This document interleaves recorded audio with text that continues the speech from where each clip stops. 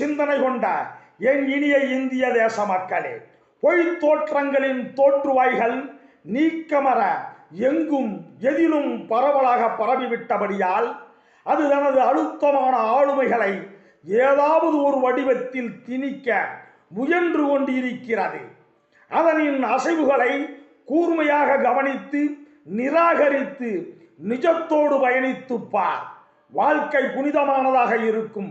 நிழலோடு பயணிப்பாயானால் வாழ்க்கை வெறுமையோடும் வெறுப்போடும் சலிப்போடும் மனச்சுமையோடும் உடல் சோர்வோடும் வறுமைகளோடும் பல கஷ்டங்களுடனும் தொடரும்.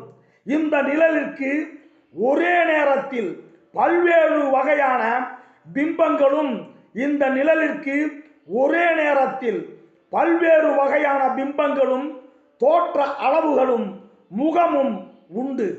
இது வெளிச்சத்தின் அளவுக்கு ஏற்ப நீளமானதாகவும் மிக மிக நீளமானதாகவும் நிஜத்தின் அளவிற்கு ஏற்ப சம அளவாகவும் குறைவாகவும் சில நேரங்களில் உன் காலுக்கடியில் சரணாகதி அடைந்தது போல் கூனி குறுகி முழு பிம்பத்தையும் சுருட்டி கொண்டும் பிறகு காணாமலும் போகும்.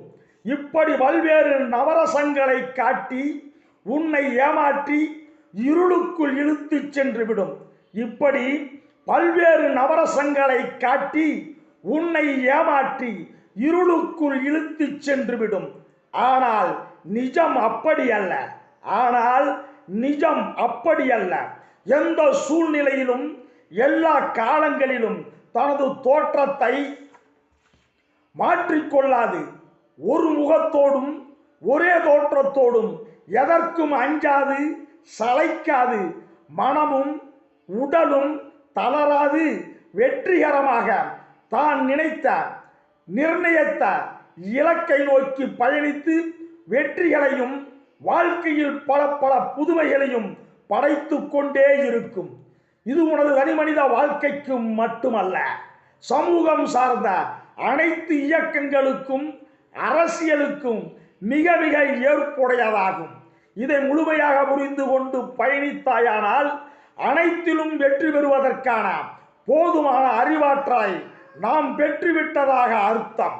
திராவிட மாடலை கடைபிடித்து திராவிட முன்னேற்ற கழக வெற்றி பாதையில் வெற்றிகரமாக பயணிப்போம். மகாத்மா காந்திஜியின் அகிம்சை அறவழியில். வாழ்க வையகம், வாழ்க வளமுடன். வணக்கமுடன். க. குமார ரகுபதி.